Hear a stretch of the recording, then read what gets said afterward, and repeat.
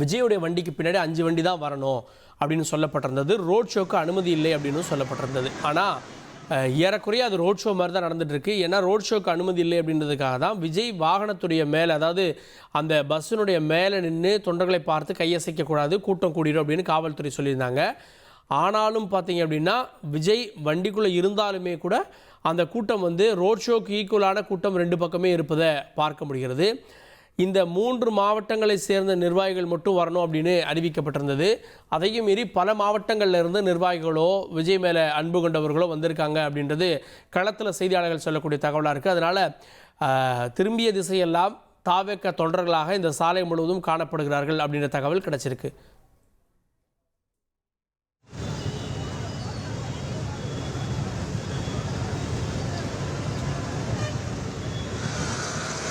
தொடர்ந்து செய்தியாளர் தாய்மானவன் நிற்கிறார். தாய்மானவன், இப்போது தாவேக தலைவர் இங்கே வர்றதுக்கு எவ்வளோ நேரம் ஆகும்? திருச்சியில் பல இடங்களில் இதனால் டிராஃபிக் ஜாம் ஏற்பட்டிருப்பதா தகவல், விவரங்கள் என்ன? திருச்சியை பொறுத்த மட்டில் பல இடங்கள்ல தற்போது கடுமையான போக்குவரத்து நெரிசல் என்பது ஏற்பட்டிருக்கிறது. குறிப்பாக சென்னை திருச்சி தேசிய நெடுஞ்சாலையிலும் கடுமையான போக்குவரத்து நெரிசல் ஏற்பட்டிருப்பதாக தகவல்கள் என்பது வெளியிடப்பட்டிருக்கிறது. தாவேகா தலைவர் விஜயை பொறுத்த மட்டில் விமான நிலையத்தில் இருந்து புறப்பட்டு டிவிஎஸ் வழியாக இங்கே மரக்கடை பகுதிக்கு வருகை தர வேண்டும். 9 கிலோமீட்டர் தொலைவு கொண்ட இந்த பகுதிக்கு வழக்கமாக வருவதற்கு 15 முதல் 20 நிமிடங்கள் மட்டுமே ஆகும் என்ற ஒரு சூழல்ல தற்போது தமிழக வெற்றி கழகத்தினுடைய தலைவர் விஜயுடைய அந்த பிரத்யேக வாகனத்தை பின்தொடர்ந்தபடி ஏராளமான தொண்டர்கள், ரசிகர்கள் திரண்டிருப்பதன் காரணமாக கடுமையான போக்குவரத்து நெரிசல் மாநகர பகுதி முழுவதுமே ஏற்பட்டிருக்கக்கூடிய காட்சிகளை பார்க்க முடியுது. இதன் காரணமாக திட்டமிட்டபடி காலை சரியாக 10:30 மணிக்கு நடைபெற வேண்டிய இந்த மக்கள் சந்திப்பு என்பது மேலும் காலதாமதமாகக்கூடிய ஒரு காட்சிகளை தான் நம்மளால பார்க்க முடிகிறது. காவல்துறையினரை பொறுத்த மட்டில் காலை 10:30 மணி முதல் 11 மணி வரைக்கும் மட்டும்தான் இந்த மரக்கடை பகுதியில மக்களை சந்திப்பதற்கு இங்கே அனுமதி என்பது வழங்கியிருந்தாங்க. ஆனா தற்போது 10:50 மணியாகிவிட்டது. இன்னமும் கூட விஜய் அவர்களுடைய வாகனம் இன்னும் இந்த மரக்கடை பகுதியை நெருங்கிய ஒரு சூழல் என்பது இல்லாத நிலையே நீடித்து வருகிறது. காரணம் கடுமையான போக்குவரத்து நெரிசல். வழிநெடுகிலும் தொண்டர்கள் தற்போது விஜய் அவர்களுடைய வாகனத்தை பின்தொடர்ந்து வராங்க. ஏற்கனவே காவல்துறையை பொறுத்த மட்டும் திருச்சி காவல்துறையினர் 23 நிபந்தனைகளை விதித்திருந்தாங்க. அதுல முக்கியமான நிபந்தனை என்னவென்றால் விஜய் அவர்கள் ரோட் ஷோ செய்யக்கூடாது, வாகனத்துல அமர்ந்தபடிதான் இந்த மரத்தடை பகுதிக்கு வருகை தர வேண்டும் என தெரிவித்திருந்தாங்க. அதன்படி விஜய் அவர்கள் காவல்துறையுடைய உத்தரவை பின்பற்றி ரோட் ஷோ நடத்தாமல் வாகனத்துல அமர்ந்தபடிதான் வருகிறார். ஆனால் விஜய் அவர்களை எப்படியாவது பார்த்துவிட வேண்டும் என்பதற்காக ஏராளமான தொண்டர்கள் வழிநெடுகிலும் அவருடைய வாகனத்தை பின்தொடரக்கூடிய காட்சிகளை தான் நம்மால நேரடியா பார்க்க முடியுது.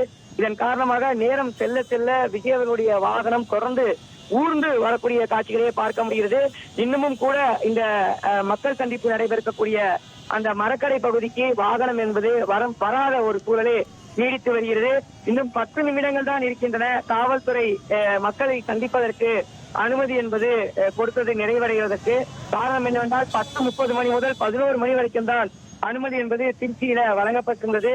ஒருவேளை நேரம் செல்ல செல்ல தாமதமாக இந்த மக்கள் சந்திப்பு நடைபெறக்கூடிய பட்சத்துல விதிகளை மீறியதாக தாவேகா மீது காவல்துறையினர் வழக்கு பதிவு செய்வதற்கும் வாய்ப்புகள் இருக்கிறது. அது மட்டுமல்லாம விமான நிலையத்திலிருந்து தாவேகாவினர் யாரும் வாகனத்தை பின்தொடரக்கூடாது என காவல்துறை ஒரு உத்தரவையும் வழிகாட்டுதலையும் விதிமுறையும் வழங்கியிருந்தாங்க. அந்த விதிமுறைகளையும் காற்றில் பறக்க தாவேகாவினர் தன்னெழுச்சியாக பின்தொடர்ந்து விமான நிலையத்திலேயே ஏராளமானோர் கிட்டத்தட்ட 1000க்கும் மேற்பட்டோர் திரண்டு அங்க விமான நிலையத்திலேயே விஜய் அவர்களுடைய வாகனத்தை சுற்றிய பரபரப்பான எல்லாம் பார்த்து இருந்தோம். இந்த நிலையில் அதற்கும் காவல்துறையினர் வழக்கு பதிவு செய்வதற்கு வாய்ப்புகள் இருப்பதாக தகவல்கள் வெளியிடப்பட்டிருக்கிறது. தொடர்ந்து இந்த பகுதிக்கு ஏராளமான வருகின்ற வண்ணம் இருக்கிறாங்க. தொண்டர்களை பொறுத்த மட்டில் காலை 6 மணி முதலே மரக்கடை பகுதிக்கு தொண்டர்கள் வரப்படுகிறாங்க. தற்போது பல்லாயிரக்கணக்கான இந்த பகுதியில் ஒரு சில இளைஞர்கள் ஆபத்தான முறையில விஜயை அருகாமையில இருக்கக்கூடிய மரக்கிளைகளிலும் அதே போல மதில் சுவர்களின் மீதும் ஏறி ஆபத்தான முறையில் நிற்கக்கூடிய காட்சிகளை நம்மளால பார்க்க முடிகிறது.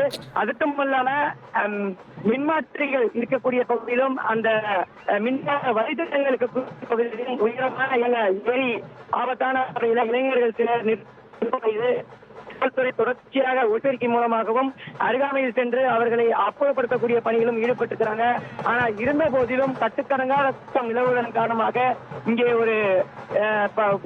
ஒரு பாதிக்கப்படக்கூடிய ஒரு சூழல் இருந்து வருகிறது. குறிப்பாக இளைஞர்கள் பலர் இது போன்ற ஒரு ஈடுபட்டிருக்காங்க. தலைமையின் தரப்புல இது போன்ற வழிகாட்டுதல்களை இளைஞர்கள் செய்யக்கூடாது தெரிவிக்கின்ற ஒரு சூழல்ல தொடர்ந்து விதிகளை மீறி இளைஞர்கள் இது போன்று ஆபத்தான முறையில மரக்கிளைகளை தொங்கக்கூடிய காட்சிகளையே பார்க்க முடிகிறது. விமான நிலையத்திலேயே 5க்கும் மேற்பட்டோர் பெண்கள் மயக்கமடைந்திருந்தாங்க. அந்த செய்திகள் இந்த நிலைதான் தற்போது மக்களை பகுதியும் ஒரு சிலர் மயக்கம் இருப்பதாக தகவல்கள் வெளியாகிறது.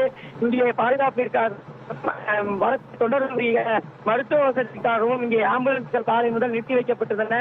அந்த ஒரு சில ஆம்புலன்ஸ்ல தற்போது மயக்கமடைந்தவர்கள் தற்போது அருகாமையில் இருக்கக்கூடிய மருத்துவமனைக்கு அழைத்துச் செல்லக்கூடிய காட்சிகளை நம்மால் இங்கே நேரடியாகவும் பார்க்க முடிகிறது. நேரத்தில் தொண்டர்களுடைய வருகை என்பது அதிகரித்த வண்ணம் இருக்கிறது. விமான நிலையத்தில் சென்றிருந்த பலரும் தற்போது இங்கே இருக்கக்கூடிய அந்த மரக்கரை பகுதிக்கு வருகை தந்த வண்ணம் இருப்பதன் காரணமாக தொடர்ந்து இந்த மரக்கரை பகுதி முழுவதுமே ஒரு கூட்ட நெரிசல் ஏற்படுகிறது. இந்த மரக்கரை பகுதியின் மத்திய பேருந்து நிலையத்தின் இயக்கக்கூடிய பிரதானமான பகுதி. இந்த பகுதியில் ஏராளமான தொண்டர்கள் கூடிப்பதன் காரணமாக கடுமையான போக்குவரத்து நெரிசல் என்பது நிலவி இருக்கிறது. திருச்சி மாநகர் முழுவதுமே பல இடங்கள்ல கடுமையான போக்குவரத்து நெரிசல் நிலவுவதாகத்தான் கூகுள் வலைதளங்கள்ல தகவல்கள் என்பது வெளியிடப்பட்டிருக்கிறது. கூகுள் மேப்ல பல வழித்தடங்களை பார்த்தோம் என்றால் சிவப்பு நிறத்திலான காட்சிகளை நம்மால நேரடியாக பார்க்க முடிந்தது. அந்த அளவுக்கு கடுமையான போக்குவரத்து நெரிசல் என்பது மாநகர பகுதி திருச்சி மாநகர பகுதியில நிலவுகிறது. ஒட்டுமொத்தமாக தாவேகா தொண்டர்களுடைய வருகையின் காரணமாக திருச்சி மாநகரம் முழுவதுமே ஸ்தம்பித்திருக்கக்கூடிய காட்சிகளையே நேரடியாக பார்க்க முடிகிறது. விஜயர்களுடைய வாகனம் எப்போது வரும் என்ற எதிர்பார்ப்புக்கு மத்தியில ஏராளமான தொண்டர்கள் இங்கே கூடியிருக்கிறாங்க. குறிப்பா விஜய் அவர்கள் என்ன பேசுவார் என்பதும் இங்க இருக்கக்கூடிய தொண்டர்களுடைய எதிர்பார்ப்பாக இருக்கிறது. குறிப்பாக இன்று நடைபெறக்கூடிய அந்த மக்கள் சந்திப்பு நிகழ்ச்சியில விஜய் பல்வேறு விஷயங்களை பேச இருக்கிறார். சட்டம் ஒழுங்கு பிரச்சனை தொடர்பாகவும் நாமக்கல் மற்றும் பெரம்பலூர் பகுதியில அந்த கிட்னி திருட்டு பிரச்சனை தொடர்பாகவும் விவசாயிகள் பிரச்சனை தொடர்பாகவும் இங்கே திருச்சியில நடைபெறக்கூடிய அந்த முதல் மக்கள் சந்திப்பு நிகழ்ச்சியில அவர் பேசுவார் என எதிர்பார்க்கப்படுகிறது. தற்போதைய நிலவரப்படி பார்த்தோம் என்றால் காவல்துறை 1/2 மணி நேரம் தான் இங்கே மக்களை சந்திக்க அனுமதி வழங்கியிருந்தாங்க. 10:30 மணி முதல் 11 இன்னமும் கூட இந்த மரக்கரை பகுதிக்கு வராத ஒரு சூழலை தொடர்கிறது. இதன் காரணமாக நேரம் கடந்ததாகத்தான் காவல்துறை அனுமதிக்கப்பட்ட நேரத்தை கடந்ததாகத்தான் விஜய் இங்கே மக்களை சந்திக்க எதிர்பார்க்கப்படுகிறது. பல்லாயிரக்கணக்கானோர் திறந்திருக்கக்கூடிய சூழலை நிலவில் வருகிறது. தாய்மானவன் இப்போ நேரம் கடந்துருச்சு அப்படின்னா அடுத்தடுத்த திட்டங்கள் என்ன? ஏன்னா இதுக்கப்புறமா அவர் அரியலூர் போகணும். அரியலூரில் 1 to 3 மணிக்குள்ளே அங்கே பேசணும். அடுத்து பெரம்பலூரில் 2 பாயிண்ட் பேசுகிறாரு. ஸோ இந்த திட்டமிடுதல் அப்படின்றது எல்லாமே எக்ஸ்டெண்ட் ஆகுமா? 7 மணிக்குள்ளே இந்த பிரச்சாரத்தை முடிக்க திட்டமிடப்பட்டிருந்தது. அப்போ டில் நைட் இது செல்வதற்கான வாய்ப்பு இருக்கா? சொல்வது போலவே செல்ல தொடர்ச்சியாக விஜயவர்களுடைய வாகனம் இன்னுமே இந்த மரக்கரை பகுதிக்கு வராத நிலையில காலதாமதம் என்பது தொடர்ச்சியாக ஏற்பட்டிருக்கிறது. திருச்சியில் முதல் நடைபெறக்கூடிய காலதாமதம் ஏற்படக்கூடிய ஒரு சூழல்ல அடுத்தபடியாக அரியலூர் பெரம்பலூர் என அடுத்து 3 இடங்களுக்கு செல்ல வேண்டிய சூழல் இருக்கிறது. அங்கும் காலதாமதம் ஏற்படக்கூடிய வாய்ப்புகள் அதிகமாக தகவல்கள் இந்த மரக்கரை பகுதியிலுமே விஜயவர்கள் ஏராளமானவர்கள் கூடியிருக்கிறாங்க. வாகனம் இப்பகுதியிலிருந்து வெளியே கூட கடும் சவால்.